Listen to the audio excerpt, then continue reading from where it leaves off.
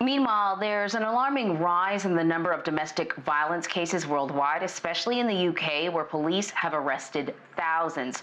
So CBS News reporter Haley Ott is following this story from London. You just put up Stephen. This dramatic reconstruction of domestic abuse in Ireland is part of a government campaign to highlight a growing problem during lockdown. I was just talking to Stephen. Countries around the world are seeing a spike in domestic violence as victims and abusers quarantine together behind locked doors. In Britain, specialist police officers answer the calls for help.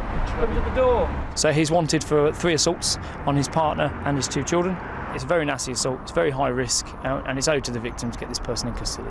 But violence isn't the only threat they're facing. Now they have to deal with the possibility of infection. He's telling us that he's got symptoms of coronavirus and doesn't want us in the house.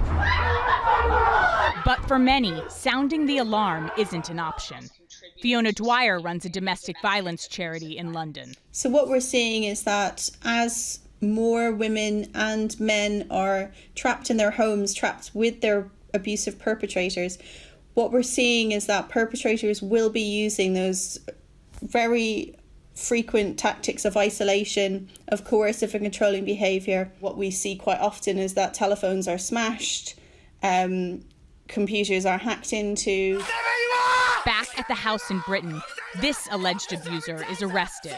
But as some countries begin to ease their lockdowns, Dwyer says the main hurdle for charities like hers is still to come. Do you think it's going to get worse? Absolutely. I mean, we are preparing as an organisation for the huge increase in demand post-lockdown. We know that our services are going to be overwhelmed. Overwhelmed, she says, because for many, it could finally be safe outside to flee the danger at home. Haley Ott, CBS News, London.